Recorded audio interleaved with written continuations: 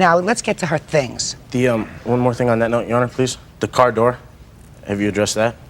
I have an estimate for that. Did you bang in his car door? She kicked it in. Did you kick in his car door? Yeah. Why? Because he was being a jerk like he always is. Give me the estimate.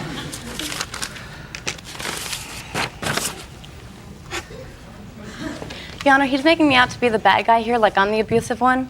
He's always abused me throughout the entire relationship, kicked in apartment doors, car doors, everything. Beat me a few times. That's not true. That is true. You are totally lying right now, and you know Then, it. Miss LaSavoy, listen to me. Yes, you have. Hey. A few times? Beat you? Even once? Then you were foolish for sticking around, and you were foolish to go over there 3:30 in the morning to try to get him back. Do you understand? You're right, and I'm gone Good. now. So, then it's a good lesson. All right, so what is this whole thing? Install labor, tint glass, rear door handle. She did all this damage? Well, what's listed on there is not the damage. What they have to do when they do an invoice, they have to break it down for everything they have to do in order to fix it and give an actual time quote on how long that takes. She kicked in my door, so what they have to do is they have to break down the time. Which door? I have front door, rear door. Passenger, which would be the right front door. So what that breaks down is removing the moldings, removing the door handle, painting but it says I have a prepping it. rear door here, rear upper window molding, rear door handle. What does that have to do No, I with the think it's front right. door? I think what is Right rear. I have right rear, right front. Looks like they fixed the whole side of a car, not just one door. Take a look. If what it I says. can look at it, I'll tell you. Sure.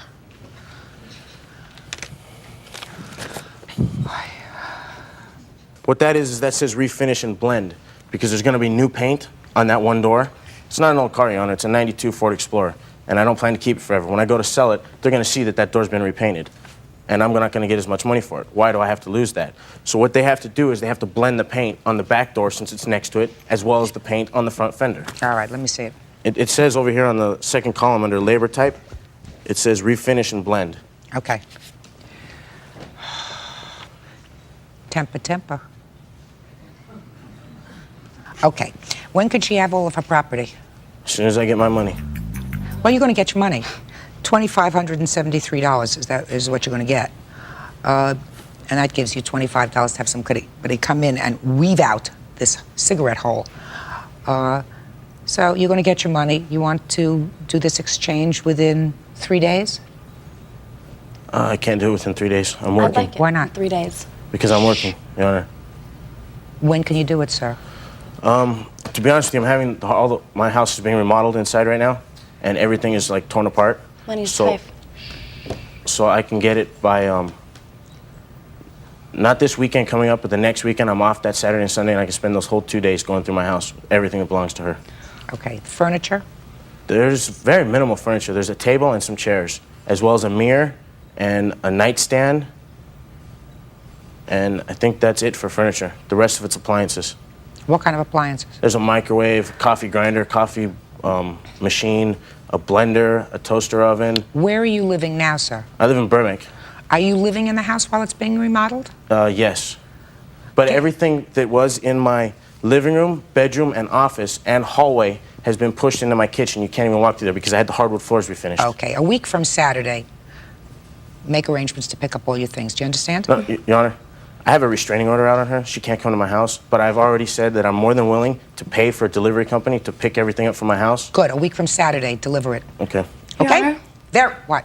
I would like to go up there with a cop so I can get my things because I don't trust him to give me all my things back. He's going to give you all your things back. I don't believe he will. Just a second. I can't. You have a restraining order. Is that right? He just said that there's a restraining order against you. Is that Can correct? I send one of my friends over there? No. He's going to sit. I don't want to create any more difficulty.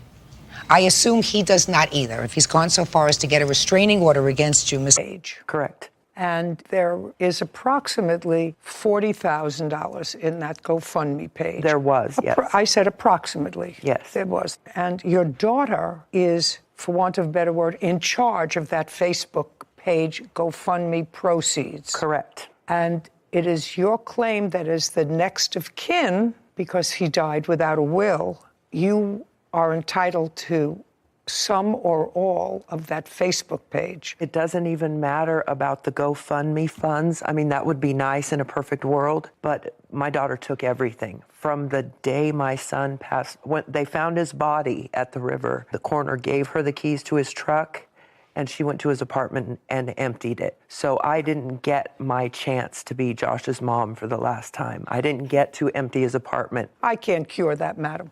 No. I No. can't cure that. No. And you can't put any sort of a value on anything that your daughter might have taken from that apartment because you don't know what was there. Correct. So I can't help you with that. In a perfect world, maybe she would have gone with you to the apartment, but she didn't. Correct. Based upon what I read, you were not there during the search for your son or the discovery of his body. Is that correct? I was at home. Okay. And your daughter was there. Yes, she was. And I assume that you were close to your brother? Absolutely close to my brother. Just curious, what prevented you? You were notified that your son was missing. What prevented you from going there? My daughter was at the house the day Josh went missing, and we had my car torn apart.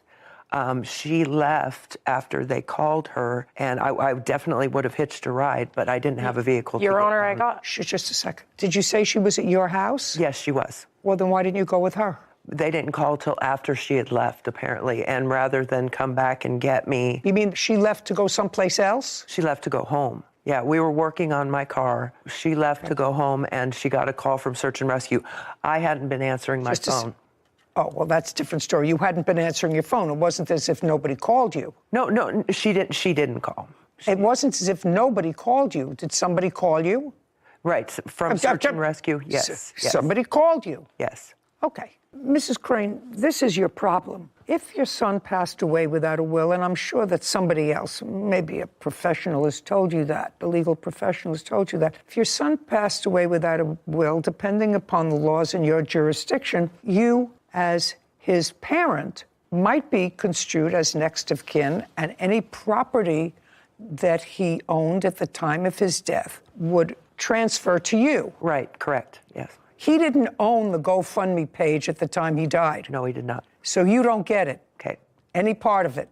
okay. Your Honor, The she people- already received funds from the GoFundMe as well. Just a second. The people that set up the GoFundMe page, I assume, were classmates of your brother's? Yes, they were his other fourth-year medical students that had reached out to me and asked if they could. Don't tell me what they asked you. They set up a GoFundMe page. Do you Correct. have the paperwork for the GoFundMe page? I'd Yeah. like to see it.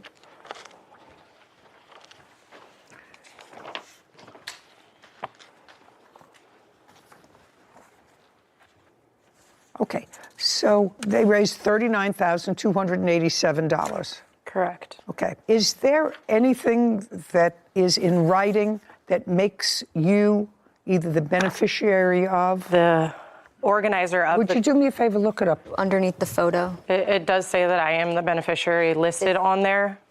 Thank you. You're Jessica. I am. Okay. Is organizing this fundraiser on behalf of Jessica Crane. That's her.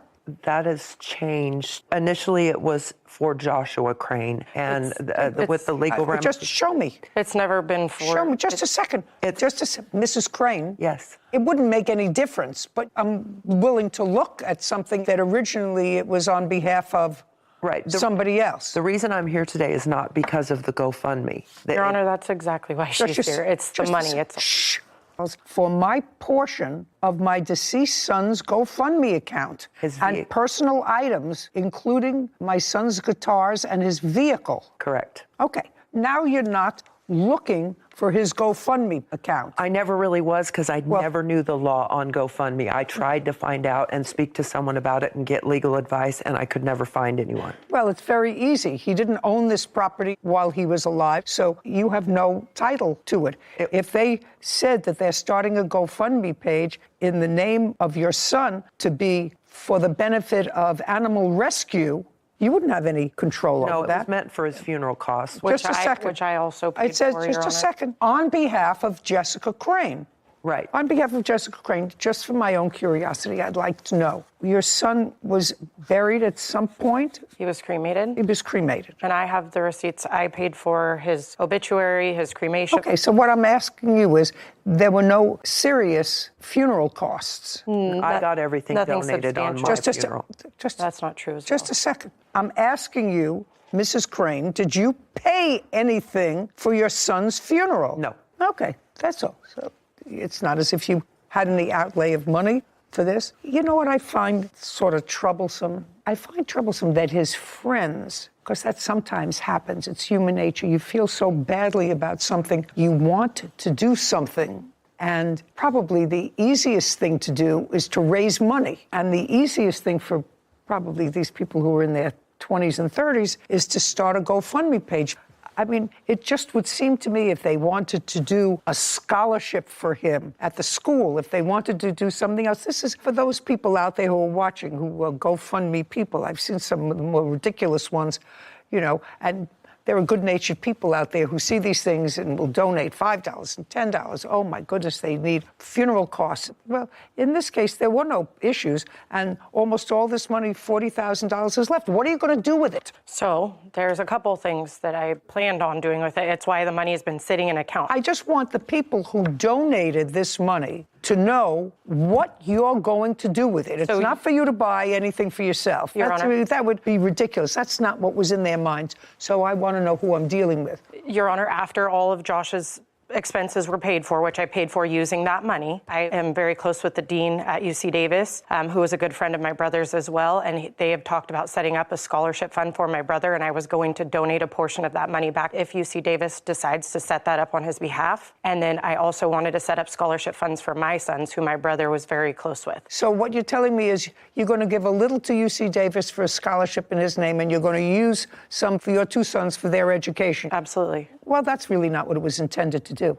I'm just telling you, it was not what it was intended to do. I mean, at the end of the day, that's how GoFundMes are set up. People can set them up for an intended purpose, and they're used for anything. And then, well, but I'm just telling the people out there, before you spend money on a GoFundMe page, make sure it's going to go to a place where you want it to go and for the intended purpose you want it, which is to somehow celebrate the life of this young man that was cut short so tragically. And it would seem to me, Miss Crane, you don't have to do anything because they made you the beneficiary of this money. But it would seem to me that a stand-up person would take whatever is left of that and create a scholarship in his name at UC Davis, which is where he went to school. I can't order you to do that, but I'm just telling you, and everybody else out there, make sure if you have a good heart and a good spirit, you know where your money is going.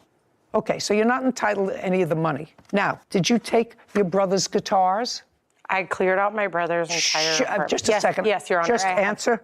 Yes, Your Answer Honor. the question. And how many guitars did you take? 3. Where are they? They're at my house. Now, I don't have to do this. Would you like one of your son's guitars? Yes, very Would you much like so. one of your son's guitars? Do you have any of your son's guitars? None. Your Honor, my mom has a long history of substance abuse. She's bought gifts for me in the past, and she's pawned them off. And I would like to keep them in my family, so that's where they stay. So that's why I have possession of them, because I don't want them going to a pawn shop. I was told I could visit one of my son's guitars at her home. Just a second, do you play guitar? No, I just want it because it's my son's, and Well- I bought 3 of his guitars for him. None so of these guitars were purchased by her. They're very expensive guitars. My brother purchased I can't every one order of her to these do guitars. anything. I'm just asking her whether she would give you one of the guitars. And she said no. The next thing we have here is a vehicle. Now, tell me about the vehicle. So Josh didn't have a lot. He was a fourth-year medical student. He has a truck, a Toyota, a 2019 Toyota Tacoma, that he still owes about $14,000 on. I have that here, $13,841.76 on. And at the time, his truck was at the boat launch where they found him. So when I met with the sheriffs, they gave me possession of the keys. They found his keys on his body, and they gave me his keys. So we brought the truck up to where we live in Northern California, took the truck up there, and it's been kept in storage until this is all sorted out. I personally wanted to keep the truck. I have the means to finance the truck in my name. I have the means to make a payment. She does not have the means to make a payment. She doesn't have a job. She doesn't have a driver's license. She can't provide insurance for it. I mean, she has driving. That's not particularly relevant. There's $14,000 left on it. Are you employed?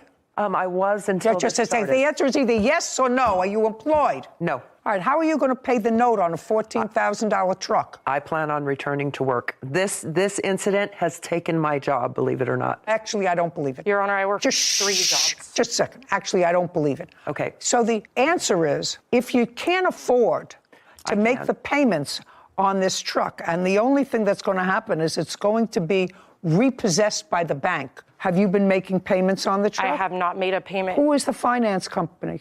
Credit union. Where is the truck currently stored? Give me the address. Okay. Sarah, when we finish with this case, call credit union, advise them who has the truck, let them go repossess the truck. We're finished here. Your case is dismissed. This court is adjourned. I had an addiction problem, and she's just angry. She's angry at me, and I've tried to make amends. I've tried to get this better, and she won't have it. My daughter got away with taking absolutely everything, and she wasn't entitled to it. I think that if there's any lesson to be taken away, aside from the fact that you're not supposed to fight, when you lose somebody so young and so vital, the one innocent party is the credit union who loaned him the money to buy the truck. She's been hiding the truck now for 5 months, hasn't made a payment on it. The right thing to do is for her to turn that truck into the credit union, because I can't control that, except that I can advise the credit union where she is, who she is, that she has possession of the truck, and they should go and repossess it. Anyway, it's all very sad. Before you donate money to a GoFundMe page, make sure you know where the money is going. I think that that's the takeaway from this. Case 2161, Shaheen versus Larry. All parties, please step forward. Jamal Shaheen is suing his neighbor, Sabrina Larry, for car damage after Sabrina hit his vehicle and a house. Mr. Shaheen, tell me where you live. I live in Moorhead, Minnesota. And on September 8th of this year, you parked your relatively new car that, according to you, you got a week before. No, Your Honor. I had just purchased a Sequoia a week before. No, actually, it's not. It's not the new car. I mean, it's a used car, but I purchased it maybe a year before that, not exactly a week. Okay. So it's not a new car, and you didn't purchase it a week before? No. But you parked it in front of your house. Do you have a photograph of the car? I do. I'd like to see it. And it is your claim that the defendant, Miss Larry, while under some sort of influence of some sort of substance, was driving her car, had an accident, hit your car, and caused it to move 25 feet, and it was damaged. Yes. And the damage to the car was the rear bumper. Yep. Not yep. Yes is the answer. Yes. Yes, Yes Your is the answer. Okay. Miss Larry, what time did you have your accident? 9 or 10 a.m. On the 8th? Yes. Where were you coming from? The grocery store. Where were you going? Home. What kind of drugs had you taken? I was taking Benadryl, prescription medication.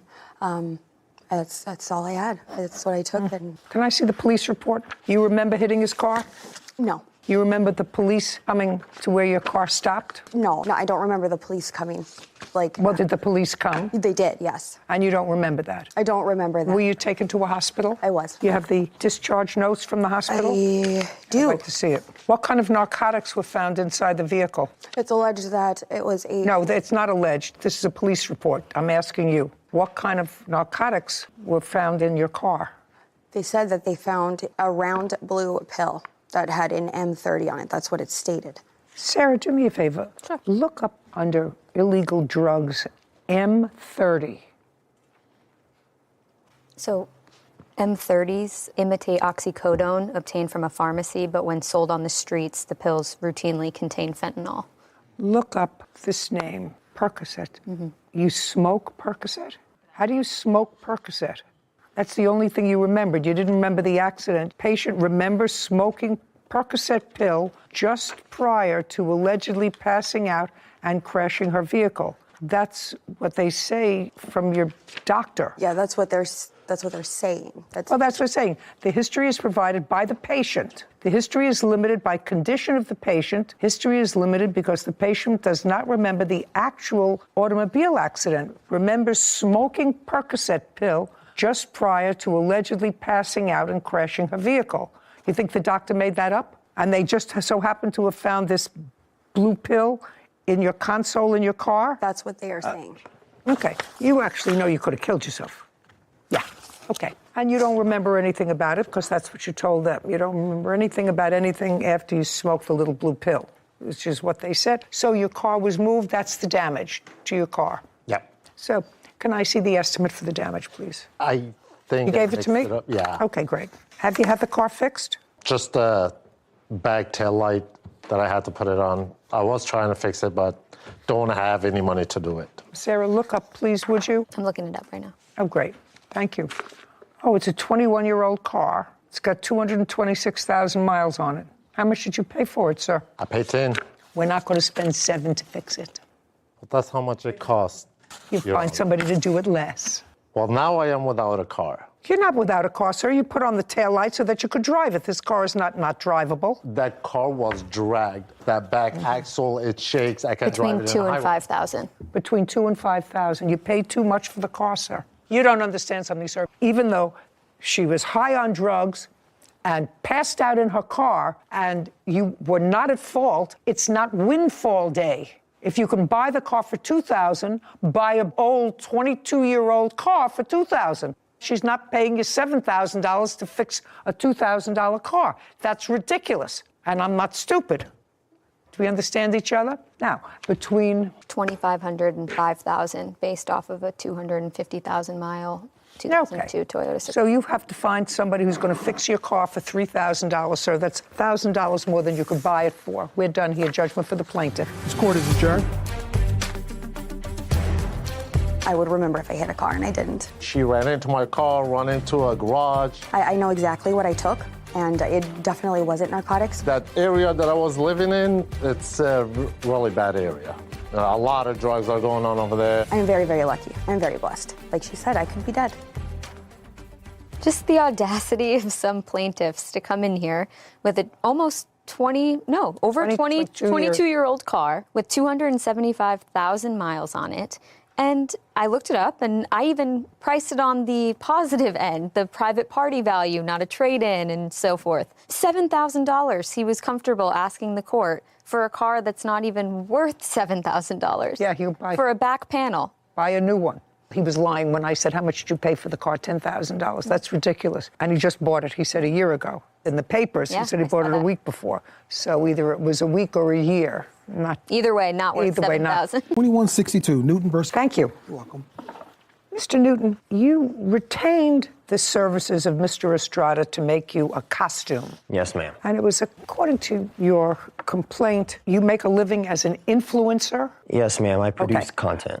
Now, Sarah has actually tried to explain that to me, what that is. And I think the kindergarten version of what she told me was, you are on the internet and your idea is to get as many people to follow the things that you do in your life as possible. And you post on the internet your pictures doing whatever you're doing. And then when you have enough people, advertisers, people who make products, pay you to tout their products one way or another, and that's how you make a living. Yes, ma'am. Thank you. No problem. Anytime. Okay. So you don't produce anything. You just being you. Well, no, but I do own 3 companies, and one of them is a social media advertising company. So it's important to meet and mingle with as many people as possible. I get that, but it's all to support your primary function. Yes, ma'am. As we had a case years and years ago. It was one of my favorites. It was a guy who was being supported by a woman. And quite frankly, I couldn't see what this perfectly delightful, productive woman, what she saw in this guy. But I said, she gives you this, she pays you rent, she pays for your food. What does she get in return? And I'll never forget his answer. He said, she gets a me. So I don't know why that came to mind when you're talking about being an influencer. What do you gotta Sometimes that happens. Anyway, you asked Mr. Estrada to do a costume for you. You like to go to events. I don't have to hear all about it. I sort of understand it a little bit now. You contracted with him to make this costume for you for $1,000. You paid him a $500 deposit. He delivered the costume, albeit he delivered it a little late, but you accepted it, and then you didn't pay him for it because you say it was not made well. Yes. And you have the costume now. Yes, ma'am, I do. Okay. In addition to the costume, you gave him another costume that you wanted him to just put another applique on of something. It was a relatively minor thing. Glue something. Whatever. You asked him to do something. It was work. He's not your brother, uncle, father. You're not related to him. That's his business. And when you refused to pay him the balance of the costume that he made for you, he has the other costume, and he says, when you pay me, you can get your costume back. Am I clear? Yes, but we have talked about creating multiple different costumes in the future, and every single time there was a dollar amount mentioned. This was never discussed. Okay. You discuss it prior, but that was never discussed. Well, that's true. And whose fault is that? It was never brought up. But No. Whose fault is that? I assume. No, just a second. If the complaint about the costume that he was just supposed to put an applique on of some sort of a creature, a spider or something, if you gave it to him, and this is his business, then you say, how much is it? So I'm just letting you foment that in your head, sir. When did you order this costume from him for $1,000? August 7th. And he delivered it in October. October 8th, I believe. And what was wrong with it? Many things. Just say you have it with you. I have every single bit of the costume with me. I'd like to see it. You like one piece at a time? No, just a second. That's a boot. What else? This glove. Just a second, that's a glove. Yes. Okay. And he actually has plenty of pictures that he sent me in the chat that he was actually making the glove himself. This comes from a costume store from the main movie that this comes from. Okay, and it came out in 2005. He sold me a glove that was almost 20 years old, and he said he was making me one. Okay, keep going. And this belt right here, I only tried it on once to see how everything fit, and by the time I tried to take the belt off and on, it broke between 20 minutes of use in the house, just testing it out in the mirror. I just want to see that. I see boots, I see a glove. Right there. Looks perfectly normal to me. And that's put on with Velcro. Yes. No big deal. You put on another piece of Velcro. That's a substantial belt. Put it back. What's your next complaint? Well, number one, not only did Just a second. I don't want to see the glove anymore. I saw the glove. I saw the boot. I saw the belt. Well, Where's the rest of the costume? Here's the other boot. Just a second. Hey, where's the rest of the costume? It's kind of heavy. We don't have a mannequin or something we could put this on? We don't have a mannequin or something we could put this on? We could put it on him. Put it on him. Ask him to put it on. I want to see what's wrong with it. It's a costume. Put the belt around. For the record, it doesn't go like Just this. a second. I didn't ask you anything. I just said put it on. No, you have. It's actually really difficult with this robe on. Now turn around. Oh, okay. Very good. Now you can take all the show and tell away, and you can take it off. Your Honor, if I could say something. You don't have to say anything. I've seen the costume for which he wanted to charge you $1,000. Well, there's still more. Yeah, but you don't want to put that on now, because you don't have to put that on again. You have to put on. We're looking at the sew-manship. This should be one continuous piece. Mr. Newton, get a life. Get a life. Get rid of that stuff. Put it over there on that chair. This is not a $25,000 costume. It's a $1,000 costume. If you go into a store to buy any costume, without boots, without leather glove, it's a couple of $100. Not made. And if you don't like the way it was made, don't use the services again. According to what I read, you have lots of costumes. I have two. The one there and the one that he brought of my possession. Oh, okay, so you just have two costumes. Yeah. Great, now you have two. Now you pay him $500 for the costume that he made for you. That's the balance that you owe him for the costume. Now we're going to talk a little bit about the... I'm not accepting the costume because it's Just a not second. up to my... That's why you're in court, sir. I don't care whether you like it or not. Don't use his services again. He made it, you bought it. Based upon my view of that, it may not be perfect. I paid for it to be perfect. That's Just a the reason second. why I bought it. Just a second. I like a lot of things perfect, sir. There's a Life reason is why I not bought it. life is not perfect. You're going to pay him for the costume. I paid for No, perfection. you're going to pay him for the costume. That's it. That's why you're here, for me to make a judgment. If I looked at this thing and didn't think that, for instance, when you sent him those boots, were the soles falling off the boots? No, they were not. I didn't think so. That's for my benefit. He's going to pay you the $500 that he owes you for the costume. The belt wasn't. And then he bought it. The belt wasn't falling apart either, but one use, and within 20 minutes of trying it on, and voila. Just a second, Mr. Newton. I'm done with that. I'm on to the next gig. I'm on to your other costume that he was supposed to put an applique on. You have that costume? I do. Very good. Now, I want to tell you something. He didn't send those boots with soles off. They don't fall off by themselves. Just a second. No, they don't fall off by themselves. And I didn't wear it anywhere. I don't care whether you wore it anywhere, and I know they don't fall off by themselves, and he didn't send them that way. So you figure out, let the people out here figure out what's in my head, how the soles came off both of those shoes. You can tell me why one piece of the costume has a bigger arm than the other. Listen to me. I'm not hearing you anymore. I don't think you're being very fair. Listen. Just to be They fair. said it- I'm a big fan of you, but I don't think you're very fair right now. It's not a popularity contest, sir. You bought something. I bought There's many also things. principle involved, This is not. which is this why is I not. decided to This take is this to not. court. This is not. Principle. You're out. You're gone. Goodbye. Your case is dismissed. Do you want your costume back? Yes, ma'am. Good. How much was it to put the applique on it? It was $100. $100. Very good. Judgment on the counterclaim, $600. He gets the costume back. Yes. You understand? Completely. We're done. Thank you. Court is adjourned.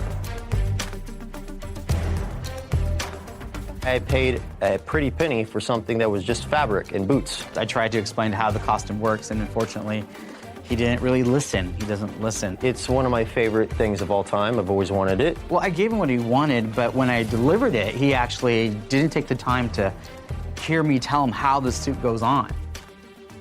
So what do you think the likelihood is that the defendant shipped those boots with the soles the way we saw them in court today? 0. I totally agree. I think that the plaintiff thought it would help his case to have a little bit more destroyed of a costume than Drama. Maybe it was, and doesn't look good for him. Actually, I thought that what was sent, the boots were substantial. There's no question that he dislodged the soles from them before he came here. The belt was a really substantial belt. What he was complaining about was a piece of Velcro. And it's a costume belt. Velcro comes off. The clasps Yeah, and you come put it back undone. on. You just Put it- super glue glue- it back yeah. on. Absolutely right. There was clearly $1,000 worth of work that went into that costume and putting it together with the boots and the belt and the glove. And it was really sort of outrageous that he didn't pay him. Anyway, made my life easy, besides the fact that he was a nudnik. Case 2135, Coleman versus Washington. All parties, please step forward. Koana Coleman is suing caretaker Jessica Washington for stolen money, travel costs, and elder abuse. Miss Coleman, how old is your mother? 90. Do you live with her? I do. How long have you been living with her? 3 years. You're her primary caretaker? Yes, ma'am. She suffers from? Dementia. For how long? I identified it in December of 2019. And I just stayed from that point on, sleeping on her couch. At some point, you had to go out of town for a period of time. Yes. You hired the defendant? Yes, ma'am. How did you get to her? My cousin Andrea was friends with her, and she said that she would be a great candidate. Did you interview her? I spoke with her later on. She came by the house, and... What date did you first speak to her? Maybe about a day or two before I left. And on what date did you leave? The 11th of August. How long were you going to be away for? About 7 days. And tell me, Miss Washington, are you employed now? Yes, I am. By whom? Well, I do self-employment, and I also have my own little business on the side as well, you know, caring for elderly people. Okay. Did you have any special training for the care of the elderly? I got my AED and my CPR now, Not really, because basically I've been just dealing with family members. For how long? I'm gonna say at least like 5 years. And you had no special training for the care of the elderly? Okay, and did you explain that to the plaintiff? She knew that. Don't tell me what she knew. I didn't hear of her mother. August 11th, it was Miss Coleman and her mother. And the arrangement that you made with her was for 7 days, and you would be living with her mother. For 7 days. And what was she to pay you for the 7 days? We never discussed a payment. Well, this is what you were doing for a living, and you had jobs for the last 5 years. Is not an answer. Yes is the answer. And when you work for other people who you'll tell me about, what did you charge them? I didn't really charge them anything. That's why I'm saying me and her never discussed a price, because she didn't know if I was going to charge her or not. Because I could have watched her mother for nothing, just because. That's family. Okay, well, this is what the case is about. You watched her mother for 1 day, and then you left. And according to her, her mother fell. When you left, after the 1 day, she had left $400, and you took the $400. That's what she says when you left. Your answer is that you earned that $400 in the 1 day.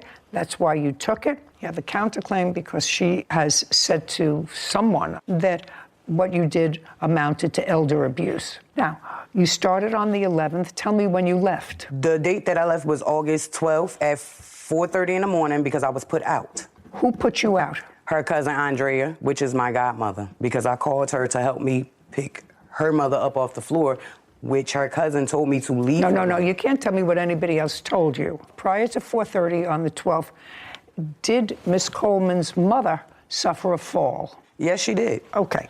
And where did she fall? She fell on the floor. She was sitting at the table where I was sitting at as well, too. I got up to use the bathroom. At 4:30 in the morning? We was up all night. Could you tell me why? Because she was waiting for her daughter to come back, because before her daughter left out the house, being as though that the lady has dementia and Alzheimer's, they think about the future, the past, and the present. She's thinking that her daughter is coming back because her daughter said, "I will be right back." So that's why she sat up all night long. I was trying to put her to bed. She didn't want to go to bed, so I called. Okay, so you were there from what time in the morning on the 11th? I got there at 5 o'clock in the afternoon on the 11th. So you were there for a little less than 12 hours, right? You came at 5 o'clock in the afternoon, on and the at 11th. 4:30, and at 4:30 in the morning, you left. I didn't actually leave. I was told to leave. But you left. Yeah, and I didn't want to. I don't care whether you wanted to or not. It's not particularly relevant whether you wanted to or not. I understand what happened. You left, and when you left, you took the $400 that you found. Because the mother told me to. You mean the mother with dementia and Alzheimer's? Yes, her mother told me to. Just a second. You mean the mother with dementia and Alzheimer's who you stayed up with 4:30 in the morning told you to take the $400? Okay. Now, you're suing her for a lot more than the $400 because you said you had to come home from your travel. She's not responsible for that. She has to return the $400 to you. You told me 2 minutes ago, Miss Washington, that you never discussed fee. We did. Because this is not a question and answer. You didn't even know whether you were going to charge her anything, because as far as you were concerned, it's family. Is not an answer. And you listened to the woman that you had been hired to care for because she has dementia and Alzheimer's and had fallen, and she said to you, take this $400, it's yours. What if she told you to take a piece of her jewelry? Would you have taken that? No. Yeah. You would have taken it because she gave it to you. Because I'm not no thief. I wouldn't. No, that's not what I'm telling you. You say that you took this $400 because this woman who can't make a judgment told you to take it. What if she said to you, I want you to have my pearls? Why not? I'm not taking no jury because I have my own. I don't need her jury. Okay, that's ridiculous. Judgment for the plaintiff in the amount of $400. I'll take a look at the instance that you have on your counterclaim for slander when she says that you are guilty of elder abuse. What do you have to show me? It's in a court order. What do you mean it was in a court order? It is. She went and filed elder's abuse on me, plus the traveling expenses, too. I have that court order. Just a second. Is that what you're telling me? In her case against you for the $400 and for any other travel expenses, which I'm dismissing, that part of her claim, she said you were guilty of elder abuse. That's protected. Okay, your counterclaim's dismissed. We're done. Court is adjourned. I think the judge did a great job. I assume that she would be able to deal with my mother. It's difficult being a caregiver, and we as people need to do much more to protect our elderly. We've seen a couple of these cases, and it's so unfortunate to see the elderly, and whether they're ill or sick or mentally not capable of caring for themselves anymore, zero training that some of these people have to really care for them. And it's scary. We've seen it too many times. And $400 on the counter to someone to just take it for 12 hours worth of work. You know, it's always struck me as a shame that society has and the government has created situations where you need licenses to do certain things. You need a license to tweeze someone's eyebrows. Mm-hmm. You have to be a cosmetologist. You have to have a license. You have to go to school. You have to pass an exam. You need a license to have a dog. But the most vulnerable people in the population, those people who, as she said, she didn't know whether her daughter was coming back or not coming back. She said she'd be right back, so she was waiting up for her. That vulnerable person, when it worked to the defendant's advantage, said, well, she was perfectly capable of saying to me, take the money. Take the money.